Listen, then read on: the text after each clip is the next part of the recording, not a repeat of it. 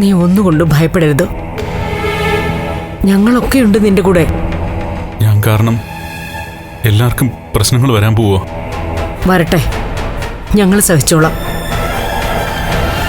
അതോർത്ത് നീ വിഷമിക്കണ്ട. അമ്മയെല്ലാവരും കുറ്റപ്പെടുത്തും.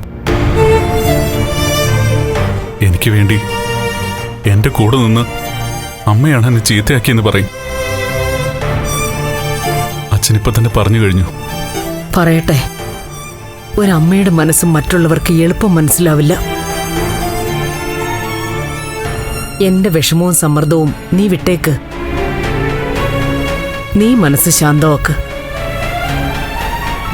എന്തായാലും സിദ്ധുവും ദേവികയും കാര്യങ്ങൾ അറിഞ്ഞല്ലോ. ഇനി അവരാലോചിച്ച് തീരുമാനിക്കട്ടെ.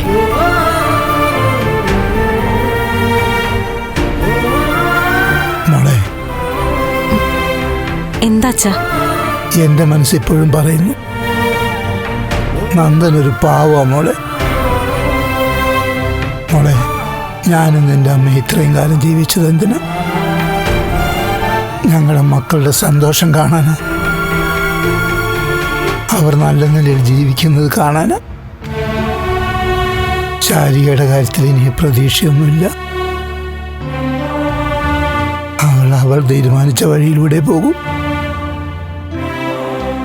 മോളെ, നീ ഞങ്ങളെ മനസ്സിലാക്കണം. നന്ദനോട് ഞാൻ സംസാരിക്കാം. അത് വേണ്ടച്ചാ.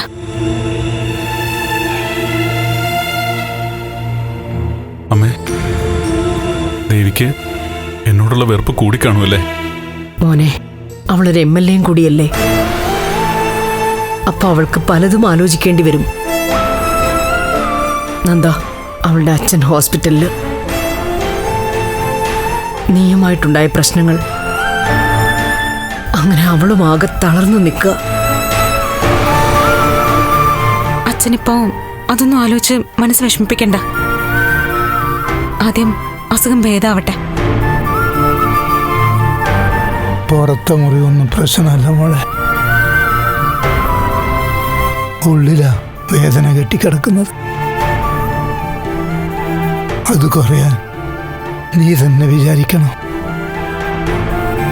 എന്താ മോളെ നീ ഒന്നും പറയാത്തത്?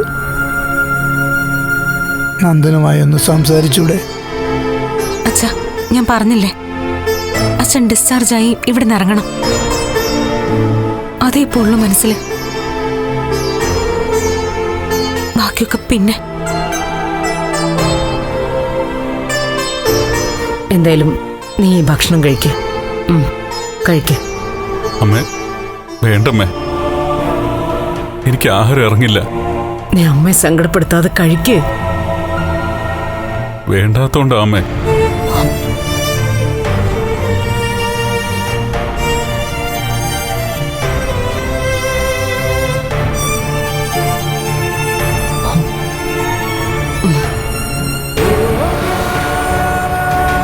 കഴിക്ക്. അമ്മയുടെ പൊന്നുമോനല്ലേ.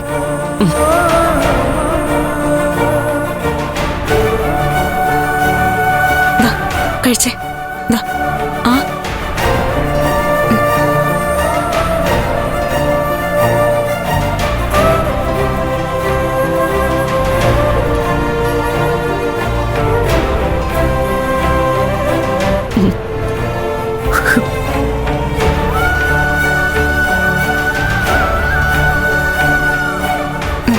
മതി മതി മോളെ.